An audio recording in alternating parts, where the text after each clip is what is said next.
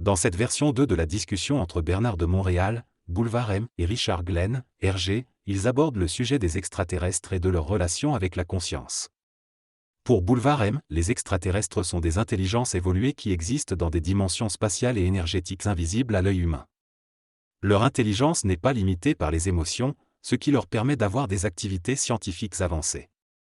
BDM explique que dans le cosmos, il y a différents types d'extraterrestres, ceux qui évoluent matériellement comme les humains, ceux qui peuvent se déplacer dans des dimensions énergétiques invisibles et une dimension énergétique supérieure qui dirige l'évolution de toutes les intelligences. Les extraterrestres sont en harmonie avec cette énergie absolue, contrairement aux humains qui ne peuvent pas la comprendre. Quant à la notion de Dieu, BDM explique que l'homme a un concept basé sur l'émotion et la subjectivité, tandis que pour les extraterrestres, le phénomène de Dieu n'existe pas car il fonctionne à un niveau de conscience différent.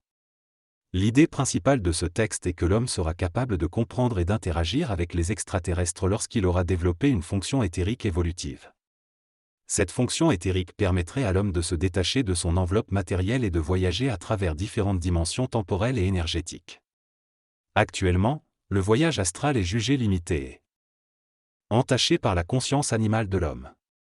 En se servant d'un corps éthérique, l'homme pourrait rencontrer les extraterrestres sur le plan vibratoire de leur évolution. Le corps éthérique est décrit comme l'enveloppe de l'âme, et il permet à celle-ci de se manifester et d'être utilisée. Ainsi, selon l'auteur, la résurrection des corps à la fin des temps fait référence à la construction du corps éthérique. Tant que l'homme n'aura pas de corps éthérique, il sera impuissant devant les extraterrestres et ne pourra pas utiliser le pouvoir de son esprit. Les extraterrestres, possédant un corps éthérique, peuvent manipuler l'énergie de leur âme et ainsi avoir des pouvoirs et la capacité de voyager dans le cosmos. L'homme, possédant également une âme, doit découvrir son corps éthérique pour comprendre et travailler avec les extraterrestres. Selon Bernard de Montréal, les extraterrestres ne peuvent pas avoir de relations ouvertes avec les humains car ces derniers ne sont pas sur le même niveau vibratoire. En raison de leur émotivité et de leur subjectivité, les humains ne sont pas capables de supporter la vibration de ce contact avec les êtres extraterrestres, ce qui pourrait conduire à une influence néfaste sur l'humanité. Cependant, dans l'évolution de l'homme, il viendra un moment où certains individus seront en mesure de communiquer avec les extraterrestres grâce à leurs corps éthériques développés. L'objectif est d'établir une communication universelle avec les extraterrestres, plutôt qu'une relation planétaire, afin d'éviter toute forme de religion ou d'idolâtrie autour de ces êtres. En développant leur corps mental et en ajoutant un corps supramental, les humains seront en mesure de communiquer ce qu'ils sont et de travailler scientifiquement avec les extraterrestres pour le bénéfice de l'évolution de la Terre et du cosmos, ainsi que pour réorganiser les relations politiques entre les différentes planètes. Dans cette conversation entre Hergé et Boulevard M, on discute des enseignements ésotériques concernant le retour des figures spirituelles comme Krishna ou le Christ. BDM explique que ces événements correspondent aux enseignements ésotériques, mais qu'ils ne coïncident pas forcément avec eux. Les connaissances ésotériques sont destinées à l'évolution spirituelle de l'individu, et les événements cosmiques ne coïncident que lorsque l'homme a atteint un état supérieur de conscience dépourvu d'émotions négatives. On aborde ensuite la question de la spiritualité et de la civilisation. BDM explique que la spiritualité est une forme de psychologie cosmique imposée à l'homme pour le contrôle temporaire de son évolution émotionnelle et mentale, dans le but de prévenir la destruction de la civilisation. Cependant, la spiritualité n'est pas le stade final de l'évolution humaine. BDM soutient que l'homme doit prendre en main sa propre évolution et entrer dans la conscience du supramental, cessant ainsi de penser de manière conventionnelle. Il doit se connecter à une source d'énergie originale qui lui permettra de comprendre tous les aspects de son évolution et de celle des autres êtres. L'homme doit parvenir à une compréhension totale de lui-même, de sa planète et des autres planètes. Hergé soulève alors le problème de la contradiction entre l'arrêt de la pensée et la nécessité pour l'homme d'entrer en relation avec son environnement par le biais de sa pensée rationnelle. BDM explique que dans le futur, l'homme ne pensera plus de manière conventionnelle, il comprendra instantanément les lois de son environnement sans avoir besoin de recherche continue. Cette transformation et transmutation de l'homme est déjà en cours sur la Terre. L'auteur explique que la transmutation est un processus par lequel les corps de l'homme se transforment, commençant par le corps mental. Cette transformation est causée par des énergies venant d'en haut. Les symptômes de cette transmutation incluent la perte de mémoire et de faculté de penser. R affirme que ces changements sont liés à l'évolution de la civilisation et à la nouvelle civilisation éthérique à venir. Les lois physiques sont également sujettes aux changements causés par la transformation de l'esprit humain. L'auteur mentionne que les extraterrestres ont le pouvoir de manipuler la matière et de contrôler la gravité grâce à leur esprit.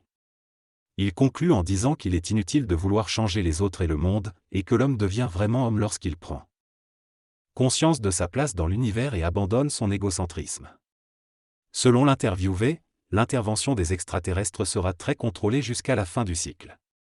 Lorsqu'ils se manifesteront à l'échelle mondiale, ce sera la fin de la civilisation humaine telle que nous la connaissons.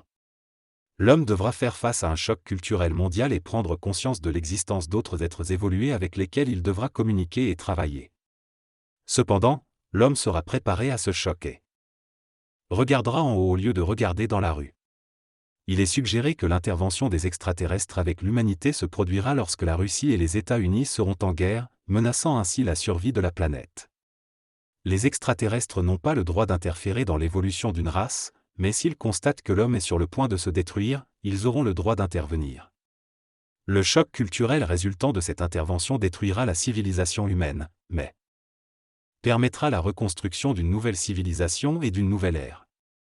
Les extraterrestres ont une connaissance précise de ce qui se passe sur la planète et enregistrent tous les événements nécessaires.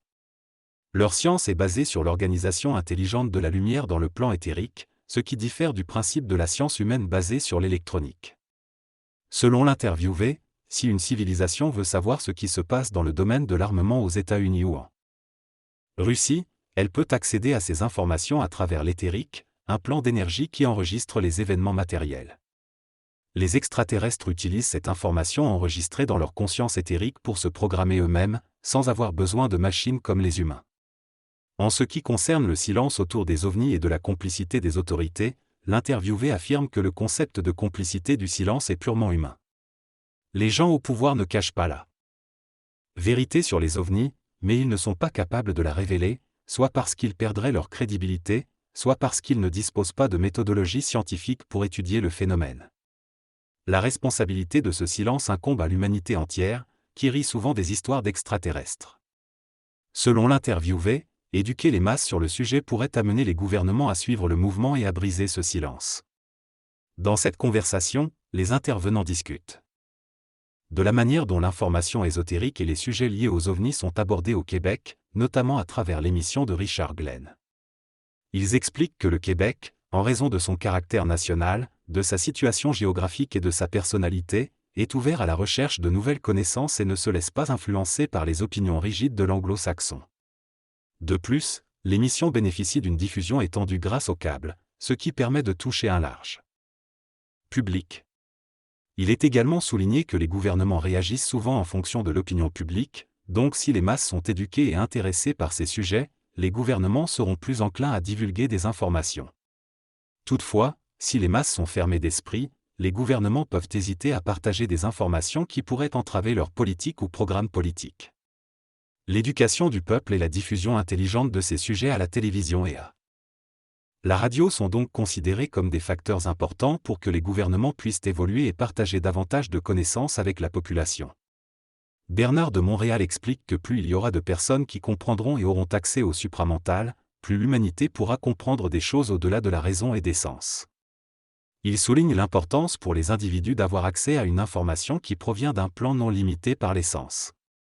Concernant l'âme, D. de Montréal explique que celle-ci devient active dans le corps humain au moment où celui-ci commence à respirer, car la respiration est liée à l'énergie de l'âme. Il précise que l'âme vient d'un corridor temporel, un plan isolé de l'espace, où elle évolue et apprend à comprendre ses expériences. L'évolution de l'âme est liée à sa mémoire, et être conscient de la mémoire de l'ego permet à l'âme de se souvenir de ce qu'elle est et de le manifester.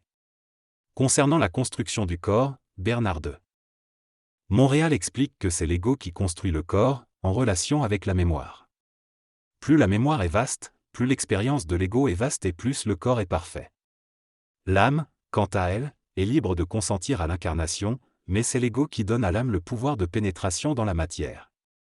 L'âme entre automatiquement dans la matière lorsque la mémoire de l'âme coïncide avec un plan de vie ajusté à la construction des corps. Ainsi, l'âme n'a pas le choix du corps dans lequel elle descend, c'est l'ego qui décide de l'incarnation en fonction de la qualité de construction des corps. L'âme est donc soumise aux lois de métacausalité et n'a pas la liberté de choisir un corps précisément. Selon les lois de métacarpation, l'âme dépend du corps dans lequel elle s'incarne. Ainsi, un corps bien formé correspond à une âme bien formée, tandis qu'un corps mal formé correspond à une âme mal formée. L'ego et la mémoire de l'ego jouent un rôle dans la formation des corps et dans les infirmités qui peuvent en résulter. Par exemple, une infirmité à la naissance reflète la mémoire de l'ego et peut être liée à des actions antérieures dans des vies précédentes. La science médicale moderne progresse dans la compréhension et la détection des maladies génétiques et prédispositions cellulaires, ce qui permet de prédire certaines maladies dans la vie d'une personne. Cependant, il est souligné que la science ne pourra rétablir complètement toutes les maladies et infirmités. Que lorsque la vision matérialiste sera dépassée et que la science elle-même sera nourrie par une conscience créative plus spirituelle. Quant à la question de la matière et de l'esprit, il est expliqué que l'esprit conditionne la matière et que les choix d'incarnation sont liés aux expériences nécessaires pour l'évolution de l'âme. Finalement, l'idée du golem dans la tradition juive est mentionnée, soulignant que chaque être humain a un potentiel de transformation et de maîtrise de la matière. Il s'exprime lorsque l'individu est dans la lumière. Il est également souligné qu'il ne faut pas prendre les textes ésotériques de manière littérale, mais plutôt les comprendre à travers une compréhension interne et intuitive, en se connectant à l'information intérieure. Selon Bernard de Montréal, l'enfer n'est pas un lieu physique, mais plutôt une condition de vie où l'âme est prisonnière de limitations et incapable d'accéder à sa mémoire. Le purgatoire, quant à lui, est une période d'ajustement. Après la mort où l'âme se réadapte aux plans invisibles avant d'avoir accès à sa mémoire. L'âme n'est pas active dans l'évolution, elle est contemplative, tandis que l'ego décide de l'incarnation. Les phénomènes paranormaux tels que les poltergestes sont en réalité des mémoires de l'âme projetées sur un plan matériel. L'âme est en dehors du temps et de la forme, elle évolue graduellement vers la lumière, en fonction de l'évolution de l'ego. L'âme peut être détruite si elle ne sert pas à l'évolution, mais sa mémoire sera conservée pour la construction de corps ultérieurs.